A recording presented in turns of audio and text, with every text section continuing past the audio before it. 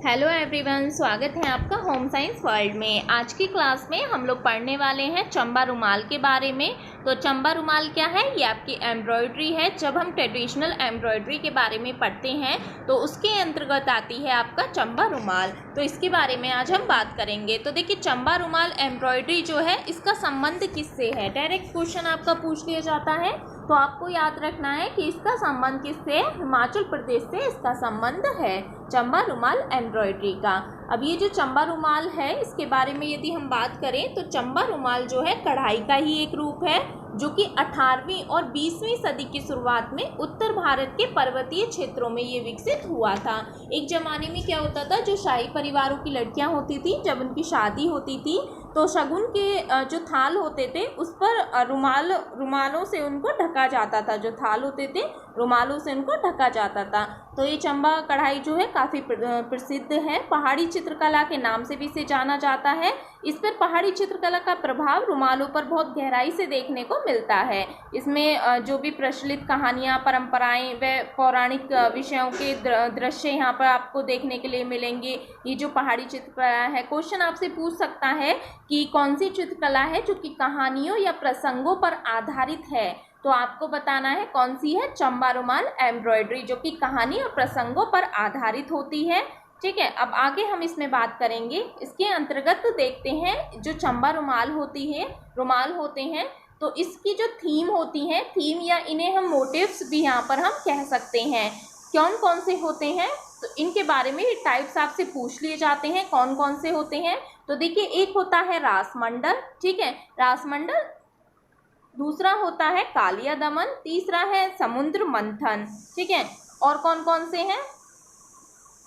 और है रुक्मणी हरण हो गया, ठीक है, कुरुक्षेत्र का युद्ध हो गया, राग रागनी हो गए, और अष्टनायक या अष्टनायिका, इसमें एक फीमेल मेल की कहानी होती है, ठीक है, मिजर मेला जुलूस, जिसमें मेले के बारे में बताया गया है। तो ये जो है इसके मोटिव्स हैं या फिर थीम है जो कि चंबा रुमाल पर उकेरे जाते हैं, ठीक है। ये महत्वपूर्ण बातें हमने यहाँ पर कर ली, जिसमें बेसिकली इसमें क्या है, जो कृष्ण जी हैं तो उन्हीं की जो कहानियां हैं उन्हीं पर ये मोटिव्स आधारित हैं। जैसे रासमंडल हो गया आपका, ठीक है, रासमंडल के अंतर्गत क्या आता है, जो भी राधा कृष्ण की स्टोरी है उसको दर्शाया गया है। कालिया दमन हो गया, किस तरह भगवान कृष्ण ने राक्षसों का वध किया था। समुद्र मंथन हो गया, और रुक्मणी हरण हो गया, कुरुक्षेत्र का युद्ध हो गया, राग रागनी। तो इन सभी में क्या है, जो भगवान कृष्ण है उनकी कहानियों को इसमें बताया गया है, ठीक है। क्वेश्चन आपसे किसी भी तरीके से यूजीसी नेट में या फिर कोई भी एग्जाम है वहाँ पर पूछ सकता है घुमा फिरा के। तो आपको बताना है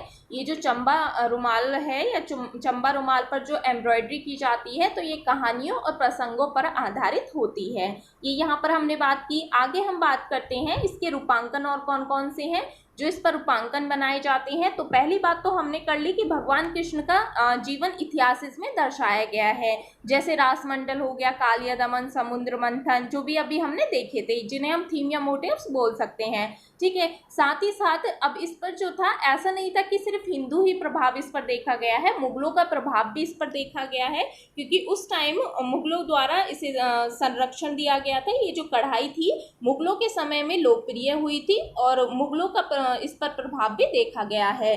तो इस पर जो है मानव और पशु रूपांकन भी आपको देखने के लिए मिलेंगे। साथ ही साथ जानवर देखने के लिए मिलेंगे, छलांग लगाते हुए टाइगर हो गए, दौड़ते हुए बकरियां हो गई, हिरण हो गए, ये सभी इस पर जानवर जो हैं वो दिखाई देते हैं, ठीक है। पक्षी रूपांकन में मोर हो गया, गौरैया, तोते, ये सब इस पर रूपांकन या मोटिव्स होते हैं। यहाँ पर हमने ये बात कर ली। तो देखिए, यहाँ पर आप ये कुछ मोटिव्स हैं तो इस तरीके के यहाँ पर होते हैं। डांस करता हुआ हिरण हो गया, ठीक है, लोटस के मोटिव्स हो गए, ये सभी इसमें दिखाई देते हैं। ये सारे मोटिव्स इस तरीके के होते हैं। फिर इनको धागे सुई द्वारा रेशम के धागे से इनको भर दिया जाता है, यानी एम्ब्रॉयडरी की जाती है, ठीक है। फिर आगे हम बात करते हैं इसमें स्टिच का कौन सी का प्रयोग इसमें होता है। तो इसमें डबल साटन स्टिच का इसमें प्रयोग होता है, यानी 2 रुख टाँका इसमें प्रयोग किया जाता है। यदि बात की जाए इसमें कि जो वस्त्र है वो कौन सा यूज़ होता है, तो देखिए रेशम के धागे से ये कढ़ाई की जाती है, आपको याद रखना है। साथ ही साथ ये सूती वस्त्रों और रेशमी वस्त्रों पर, ये दोनों पर ही ये कढ़ाई की जाती है। कहीं मलमल भी आपको लिखा मिल जाएगा, तो एक ही बात है, सूती वस्त्र और रेशमी वस्त्रों पर ये की जाती है, रेशम के धागों से की जाती है। अब ये जो है ये सुई के द्वारा ये कढ़ाई की जाती है, इसलिए इसे निडल पेंटिंग के नाम से भी जाना जाता है। क्वेश्चन आपसे पूछ सकता है कि निडल पेंटिंग के नाम से किसको जाना जाता है, तो आपको बताना है चंबा कढ़ाई को जाना जाता है निडल पेंटिंग के नाम से, क्योंकि ये सुई के द्वारा की जाती है। डबल साटन स्टिच टाँके का इसमें प्रयोग होता है। ठीक है, ये इस तरीके के इसके कुछ मोटिव्स हैं, यहाँ पर आप देख लीजिए। भगवान कृष्ण और राधा जी के कुछ मोटिव्स यहाँ पर दर्शाए गए हैं। इस तरीके से ये रुमाल होते हैं। ठीक है, अब इसमें महत्वपूर्ण बातों को हमने यहाँ पर देखा, कौन कौन कहाँ से आपके क्वेश्चन बनने की संभावना होती है।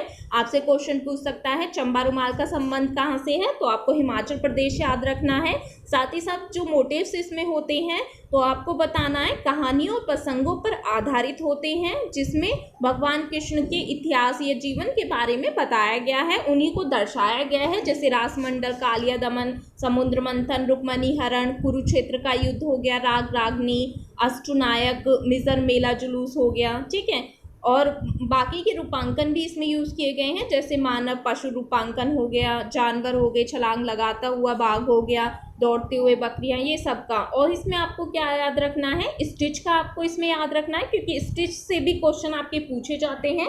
तो आपको याद रखना है डबल साटन स्टिच का इसमें प्रयोग होता है। रेशम के धागे से ये की जाती है, सूती वस्त्रों और रेशमी वस्त्रों पर ये की जाती है। सुई से की जाती है, इसलिए इसे सुई या फिर निडल पेंटिंग भी इसे कहा जाता है। पहले के टाइम में ये जो पेंटिंग थी, इसे पेंटिंग इसलिए भी कहा जाता है क्योंकि दीवारों पर सजावट के लिए इसका प्रयोग किया जाता था, पेंटिंग बनाई जाती थी, इसलिए इसे पेंटिंग भी, एम्ब्रॉयडरी आप कह सकते हैं। तो ये महत्वपूर्ण बातों को हमने यहाँ पर देखा। अगर किसी को कोई भी इसमें डाउट हो तो आप कमेंट सेक्शन में लिख दीजिएगा। ठीक है, कोई भी आपको डाउट हो प्लीज़ चैनल को भी आप लोग लाइक सब्सक्राइब कर दिया करें। Thank you.